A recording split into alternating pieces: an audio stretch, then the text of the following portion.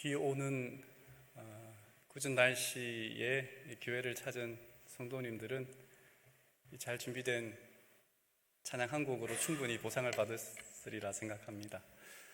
비가 오지만 오늘부터 일요일까지 학생들은 그 지하 학생관에서 전도회를 하고 있습니다. 오늘 이 시간에도요. 그래서 귀한 역사가 일어나서 학생들의 마음이 뜨거워지고 또 그들의 경험 가운데 하나님을 또 예수님을 주라 아버지라 고백하는 귀한 역사가 있기를 함께 기도하는 마음으로 오늘 예배를 또 시작해 보도록 하겠습니다.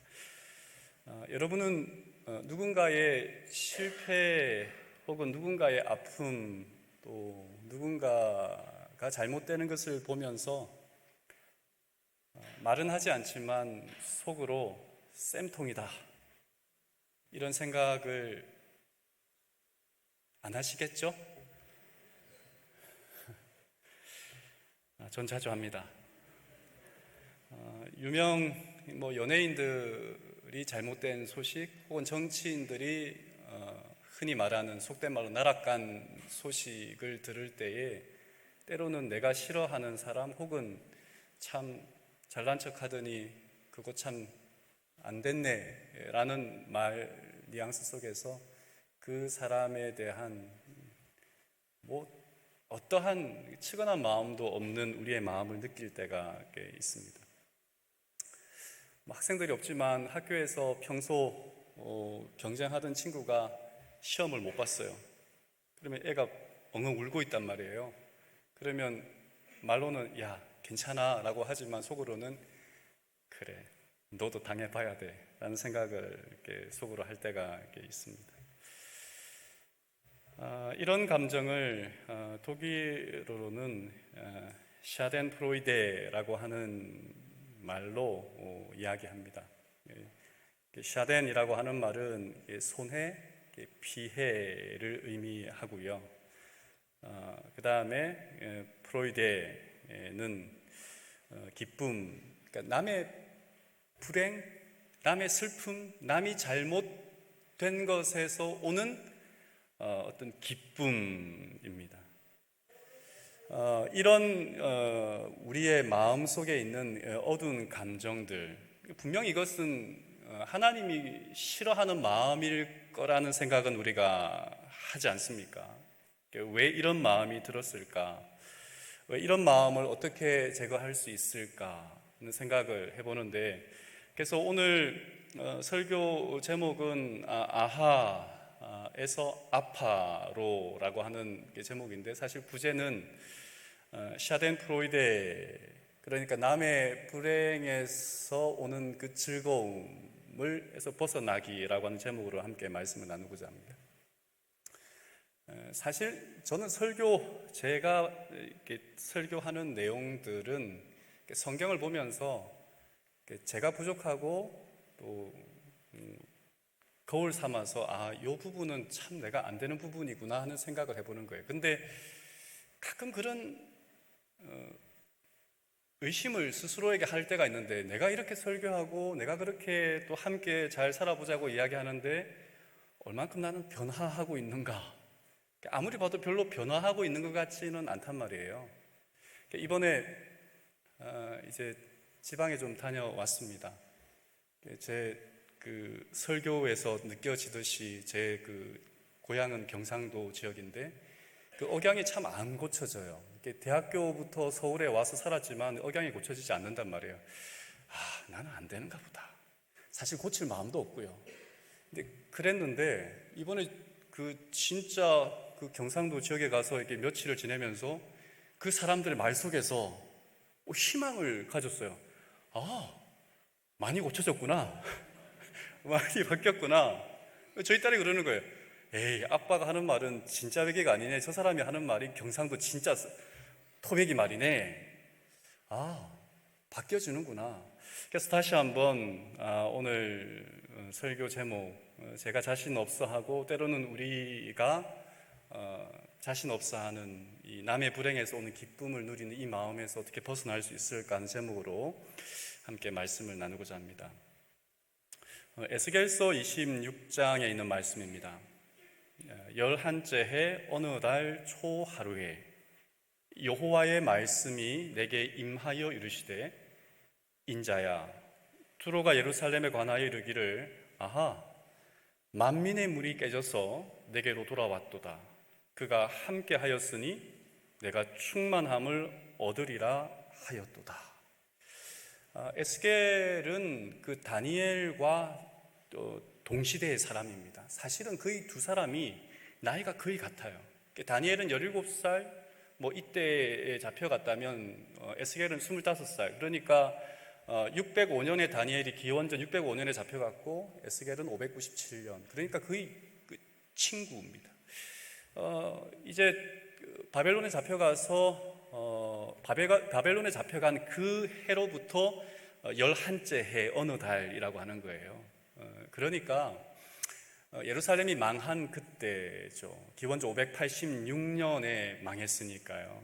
그러니까 예루살렘이 망한 그때, 이스라엘이 망한 그때에 하나님께서 주신 말씀이고, 그때에 두로라고 하는 나라를 향하여, 그 민족을 향하여 하나님이 베푸신 어떤 경고의 심판입니다.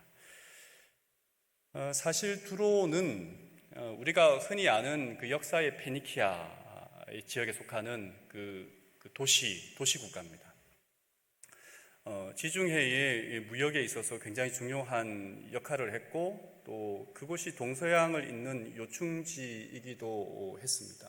오늘날의 레바논 남부에 위치한 이 도시는 사실 이스라엘과 굉장히 사이 좋은 의형제를 맺었다라고 해도 과언이 아닌 다윗 시대, 솔로몬 시대를 보면 굉장히 우호적인 동맹국이었습니다.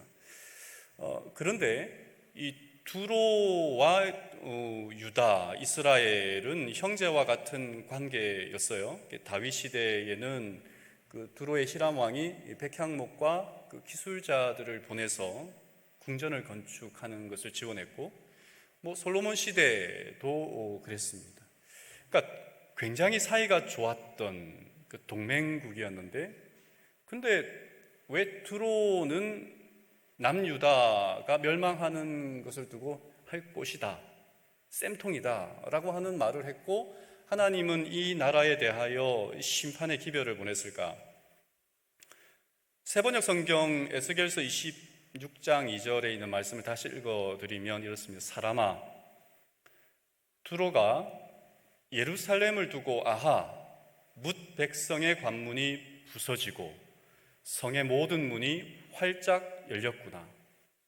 예루살렘이 황무지가 되었으니 이제는 내가 번영하게 되었다 말하였다. 그러니까 두로는 예루살렘의 멸망 소식을 듣고, 그렇지, 아하, 역시, 이런 이제 감탄사를 외치며 기뻐하고 있는 겁니다. 왜 그랬을까요?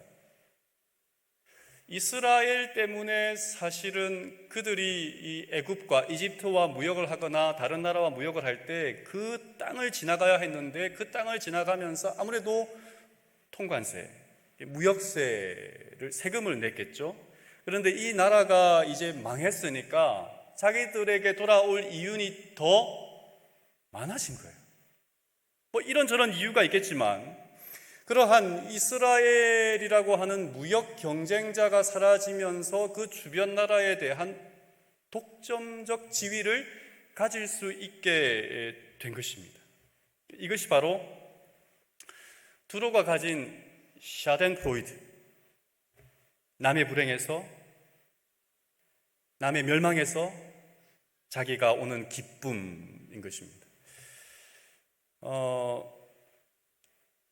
26장 7절에서 12절에 있는 그 말씀은 이제 하나님께서 두로에 대한 심판의 기별들입니다. 어떻게 될 것을 이야기하는데, 바벨론이 침공해서 이제 느부갓네살 왕이 이 두로를 13년간 이렇게 전쟁을 하게 하고, 그 다음에 나중에 헬라의 알렉산더 대왕 때에 완전히 이 두로가 멸망당하는 그런 일이 생깁니다. 그리고 정말 에스겔서에 나오는 그러한 것들이 예언이 성취되어지는 때가 기원전 332년. 3만 명의 사람들이 노예로 팔려가고 성은 완전히 이렇게 회파되어지고 망하게 되는 그런 일들이 역사 속에서 실제로 일어났습니다. 사촌이 땅을 사면 배가 아프다 그러잖아요. 이 영국의 철학자가 사촌이 땅을 사면 배가 아픈 철학적 이유라는 어떤 제목의 글이 있는데, 그 2장에 있는 내용을 좀 요약하면 이렇습니다. 보통 사람들은 잘 나가는 사람들에게 우연히 찾아온 행운, 사실은 우연히 찾아온 행운이 아닐 수도 있습니다. 그들의 노력의 대가일 수도 있어요. 그런데 누군가가 볼 때에는 우연히 찾아온, 나에게도 올 수 있었던 그 우연의 행운이 저 사람에게 갔네 라고 생각하는 그것, 그 위치에서 마음껏 휘두르는 권력과 부, 자기에게 주어지지 않던 기회들에 대한 불평등에 화가 나 있다는 겁니다. 대부분의 사람들은. 그런데 반대로 그 승승장구하던 사람한테 우연히 불행이 찾아와요. 자기는 아무 말도 하지 않았는데, 저주도 하지 않았는데, 아무 말도 하지 않았는데 어떤 이 승승장구하던 사람에게 문제가 생긴 겁니다. 그러면 왠지 아픈 배가 씻은 듯이 나은 거예요.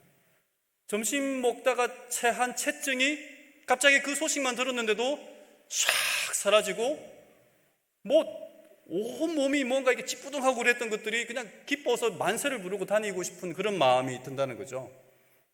이 감정을 피트 케이브는 샤덴 프로이데라고 이야기했습니다.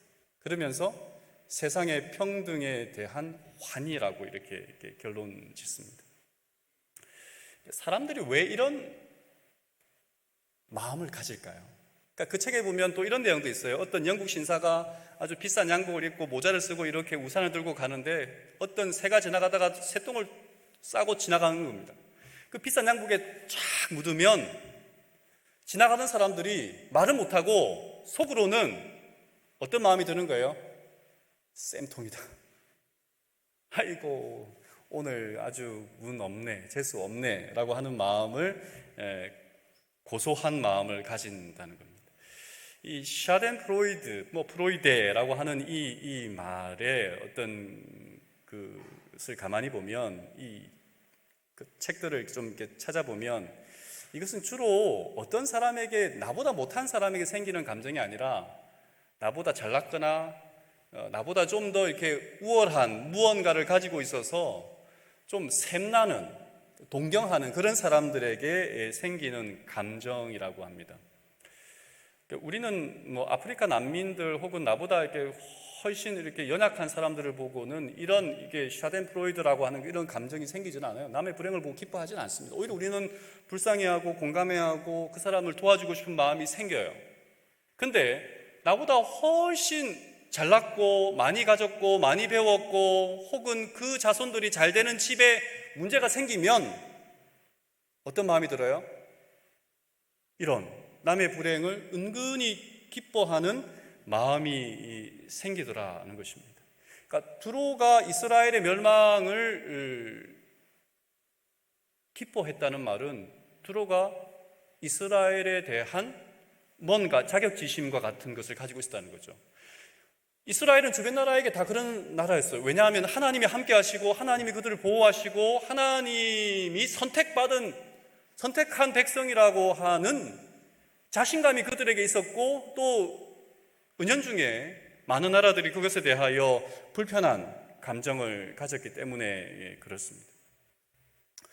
또 한 이야기는 이 오바다라고 하는 그 구약 성경에 우리가 읽어보면 1장 12절에 있는 말씀인데, 오바다는 그 에서, 그러니까 이스라엘의 야곱의 후손들이라면 야곱의 쌍둥이 형이 에서의 후손이 에돔입니다. 그 에돔에 대하여 이렇게 말합니다. 내 형제의 날, 그러니까 이스라엘의 어떤 멸망에 그가 재앙을 받던 날에 에돔 너는 방관하지 않았어야 했다. 유다 자손이 몰락하던 그날 너는 그들을 보면서 기뻐하지 않았어야 했다. 그가 고난받던 그날 너는 입을 크게 벌리고 웃지 않았어야 했다. 그러니까 남유다의 몰락을 기뻐했던 또 다른 나라가 이게 에돔입니다. 에돔은 사실은 진짜 형제죠. 이스라엘과 형제입니다. 근데 이 형제의 배신인 거예요. 도와줄 수 있는 상황에서도 팔짱 끼고 있었어요. 그리고 그 형제의 고난을 보면서 뭐 했어요? 속으로는 쾌재를 불렀습니다. 그리고 오히려 다른 강대국에 의하여 침략을 당한 그 이스라엘 남유다 땅을 약탈하는 그런 일들을 자행했던 곳이 에돔이었다는 겁니다. 사실 이 에돔의 그 샤덴프로이드의 감정은 두로와는 좀 다른 감정이에요. 두로는 경쟁심이잖아요. 어떻게 보면 그 경제적인 어떤 이익을 얻고자 하는 마음이었습니다. 근데 여기는 에돔과 남유다는 형제관이잖아요. 하여튼 그 둘 간의 관계는 어떻게 관계적인 부분에 있어서 굉장히 긴 상처가 있었어요. 명절이 지나면서 형제들을 만나면 어떤 형제는 참 반가운 형제가 있는가 하면 어떤 형제는 참 불편해요. 형제가 아니라 뭐 사촌, 육촌 간에 부모들끼리 뭔가 사이가 틀어지면 그 관계가 사촌들끼리 그 밑에 자손들끼리도 굉장히 불편해지는 그런 모습을 보게 됩니다. 사실은 이 두 나라는 그런 관계적인 상처가 있던 것이었습니다. 그러다 보니까 이 후손들에게도, 그러니까 사실 우리가 뭐 일본이라든지 여러 나라와 여타 나라, 우리나라에게 상처를 준 나라에 대하여 깊은 어떤 그 우리와 직접적인 연관이 없음에도 불구하고 그 과거의 이야기 때문에 불편한 것이 있습니다. 그것처럼 말입니다. 이 에돔은 그런 어떤 관계적인 면에 있어서 불편함 때문에 샤덴프로이드 감정을 가졌던 그런 나라였습니다. 근데 철학자 쇼펜하우의 문집 중에 이렇게 찾아보니까 인간의 본성에 대하여 이 철학자는 뭐라고 했냐면 이 샤덴프로이드라고 하는 이 감정은, 그러니까 남의 불행을 보고 기뻐하는 이 감정은 인간이 가진 감정 중에 가장 악한 감정이라고 했어요. 그러니까 사실 우리는 배가 아프잖아요. 사촌이 땅을 사면 배가 아픈 게, 그런데 그 사촌이 잘못되면 속이 시원해지는 이 감정이 뭐 당연한 거라고 생각하지만 이건 굉장히 악한 감정이라는 거예요. 그러니까 하나님이 두로에게, 하나님이 에돔에게 그렇게 강력하게 그것에 대하여 경고하고 그렇게 하면 안 된다라고 하는 심판의 기별을 보낼 만큼 우리의 삶에 있어서 가져서는 안 되는 감정인데 너무나 자연스럽게 가지는 이 감정 말입니다.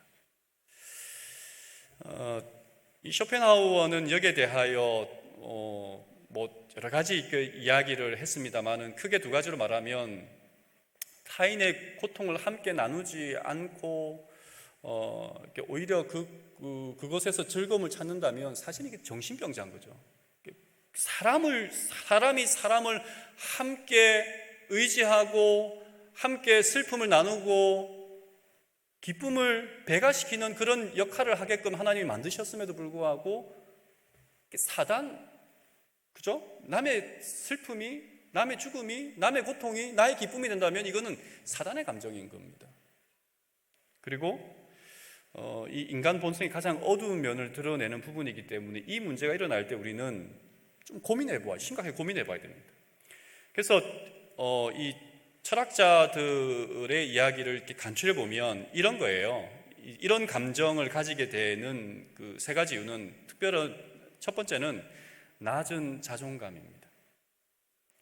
그러니까 다른 사람과 나를 비교해서, 그러니까 그 사람보다 내가 못하다, 그 사람 때문에 내가 불행해, 그 사람만 아니었으면 하고 하는 그런 감정을 다른 사람과의 어떤 그 비교 우위를 통해서 나의 존재 가치를 매기려고 한다는 것입니다. 두 번째는 이 정체성의 혼란입니다. 내가 누구인지, 무엇을 위해 살아야 되는지, 어떻게 살아야 되는지. 그러니까 그리스도인은 분명하잖아요. 내가 누구냐? 하나님이 지으신 자시다. 나는 무엇을 위해 사는가? 하나님의 영광을 위해 사는다. 나는 어떻게 살아야 되는가? 먹든지 마시든지 무엇을 하든지 하나님이 기뻐하시고 즐거워하시고 좋아하시는 그 삶을 살아간다라고 하는 것이 그리스도인의 분명한 정체성임에도 불구하고 이것을 잊어버리게 될 때에 우리는 남의 불행에서 오는 기쁨, 그리고 사랑의 결핍이라 그랬습니다. 사랑을 경험하지 못하면 경쟁자, 자녀들끼리 정말 그 부모 첫째, 둘째, 셋째가 있으면 그 가운데 서열이 있지 않습니까? 서열이 있고 그다음에 누가 부모의 사랑을 더 받았네, 덜 받았네, 못 받았네 라고 하는 것을 볼 때 부모의 마음은 찢어지잖아요. 사랑의 결핍이에요. 충분히 느껴야 할 그 사랑을 느끼지 못하기 때문에 오는, 어떻게 보면 참 불행한 이야기죠. 자존감이라고 하는 말을 가만히 볼 때 우리는 뭐 누군가와 이렇게 비교하기를 좋아해요. 이렇게 비교하기를 좋아하는데 비교하게 되면 늘 하는 말이지만 두 가지밖에 발생하잖아요. 비굴해지거나 교만해지거나. 그러니까 나보다 잘난 사람 앞에 날 비교하면 비굴해지죠. 내가 그 사람보다 낫다 생각하면 교만해지죠. 근데 하나님이 주시는 그 어떤 그 감정, 영적인 감정, 자존감, 그것이 무엇일까 좀 생각해 본다면 이런 거예요. 예를 들어 사랑하는 사람을 향한 마음이, 사실 저희 집사람의 키가 171이고 제가 178cm란 말이에요. 그러면 저희 아들이 얼만큼 커야 된다고 생각했냐면 한 185는 돼야 된다. 근데 이 아들이 181이니까 저희가 하는 말이, 너는 잠을 안 자서 그렇다. 잠을 안 자고 맨날 밤늦게 자서 그렇다. 이렇게 이야기한단 말이에요. 근데 어느 사이에 이 아이가 이제 저보다 키가 커졌어요. 커지면 그런 마음을 가지고 있는 부모의 입장에서 이 아이가 키가 커졌어요. 그러면 제가 이 아이를 뭐라 그러겠어요? 야 이놈아, 왜 아빠보다 커가지고 키 줄여, 잘라, 이렇게 하지 않죠. 오히려 뭐 해요? 잘됐다, 더 커라. 그러니까 사랑하는 사이에서는 남이 잘 되는 것에 대하여 어떻게 하고요? 기뻐하고, 그리고 사랑하는 사이에서 남이 못 되면 어떻게 해요? 슬퍼하고 마음이 찢어지죠. 다르게 말하면 남의 불행이 나의 기쁨이 된다는 말은 어떤 감정이 있는 거예요? 나는 그 사람을 사랑하지 않아요. 사실 여러분, 저는 한 번도 설교도 안 상에 사랑하는 성도 여러분이라고 말한 적 없죠. 그래서 저는 여러분의 불행이 제 기쁨이 됩니다. 이렇게 말하면 안 되잖아요. 근데 이게 근데 제 마음 안에 있는 본성이란 말이에요. 성경의 예를 좀 찾아보면 다윗은 사울 왕이 그의 원수였죠. 근데 사울이 죽었을 때, 물론 다윗이 죽인 것도 아닙니다. 사울과 그의 가장 친한 친구 요나단이 죽었을 때에 그때의 감정을 화인 여사는 이렇게 기록했습니다. 사울의 죽음을 들은 다윗의 슬픔은 고상한 성질의 아량을 증명하는 진실하고도 깊은 슬픔이었다. 그는 그의 원수의 멸망에 기뻐하지 않았다. 그를 이스라엘의 왕위에 나가지 못하게 막던 장애물이 제거되었으나 그는 그것을 보고도 기뻐하지 않았다. 나를 죽이려고 했고 하나님이 다윗을 왕 삼으려고 기름 부었지만 사울이라고 하는 그 사람 때문에 장애물이 되어서 사사건건 다윗을 괴롭히던 사울이 자기 손에 피 한 방울 묻히지 않고 죽었단 말이에요. 그러면 속으로 다윗은 뭐 할 수 있어요? 아하, 그렇지, 역시 하나님은 살아계시네 라고 하는 마음을 가질 수 있잖아요. 근데 다윗은 그런 마음을 가지지 않았대요. 탕자의 비유를 한번 우리가 이렇게 살펴보면 누가복음 15장에 두 아들이 있는데 작은 아들이 아버지 재산 절반을 가지고 나갔잖아요. 그 아들이 다 탕진하고 돌아왔단 말이에요. 아버지는 기뻐해요. 근데 누구는 기뻐하지 않아요? 형은 기뻐하지 않아요. 여기에 대하여 실무교훈 207쪽에는 이 형은 잃어버린 동생에 대한 자기 부친의 염려를 나누지도 아니하고 그가 돌아오기를 기다리지도 않았다. 그러므로 그는 아버지처럼 잃었던 동생이 돌아온 것을 기뻐하지도 않았다. 기뻐하는 노랫소리는 그의 마음에 아무런 즐거움을 주지도 못했다. 이 마음인 거예요. 그러니까 우리가 형제지간에 혹은 믿음의 성도들 간의 관계에 있어서 그 사람의 아픔이, 그 사람의 어떤 살아있음이, 그 사람의 돌아옴이, 그 사람의 어떠함이 말입니다. 왜 우리에게 기쁨이 되지 못해요? 내 몫을 빼앗았구나. 여러분, 이 교회에 예를 들어 내일 이 교회에 우리가 보통 안식일에 이제 어린이들까지 포함하면 한 650에서 한 680명을 왔다 갔다 하잖아요. 안식일 평균 출석생이 그렇단 말이에요.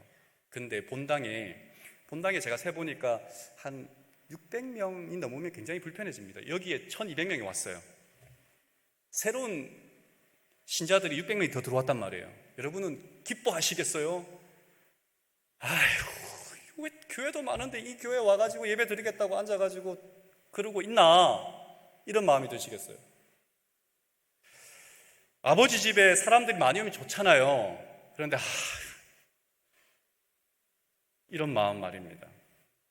기뻐하기는커녕 분노와 질투로 반응한 이 아들, 이 당시 회개하지 않은 그 바리새인들의 정신을 대표한다라고 하인 여사는 이야기를 했습니다. 그러면서 계속 이렇게 이야기했어요. 스스로 의롭다고 하는 생각은 사람으로 하여금 하나님을 잘못 나타내게 할 뿐 아니라 형제들을 냉정하고 비평적인 눈으로 보게 한다. 맏아들은 이기심과 질투심에 사로잡혀 그의 동생의 모든 행동을 비평하고 조그마한 결점에 대해서 비난하고자 늘 엿보고 있었다. 그는 동생의 잘못을 하나하나 찾아내어 할 수 있는 대로 그것을 이용하고자 했다. 저희가 하나님의 자녀라고 자칭하지만 실제로는 사단의 정신을 따라 행하고 있는 것이다. 스스로, 그러니까 넌 안 돼, 그 잘못이지라고 하면 내가 가지고 있는 생각과 내가 하는 행동이 기준이 되는 거예요. 그런 사람들은 항상 넌 안 돼, 그래서는 안 되지. 의롭다고 하는 생각 말입니다. 해결책이 없을까? 뭐 늘 같은 말입니다만은 이 부분에 대한 화인 여사의 언급은 이겁니다. 그대 자신이 오직 그대의 천부의 사랑으로서만 구원을 얻을 수 있다는 것을 안다면 그대는 죄 가운데서 고생하는 자들을 불쌍히 여길 것이다. 그리고 그대는 불행을 당한 자와 참회하는 자들을 질투하거나 비난하지 않을 것이다. 그대의 마음에서 이기심의 얼음이 녹아버리면 그대는 하나님과 같은 동정심을 가지게 되고 잃어버린 자를 구원하는 일에 하나님과 함께 기쁨을 나누게 될 것이다.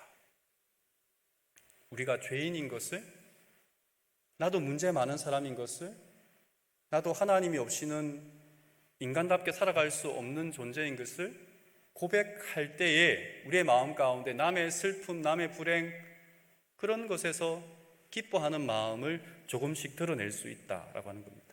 예수님은 십자가에서 아버지여 저희를 사하여 주옵소서, 자기의 하는 것을 저들이 알지 못함이니다라고 고백했어요.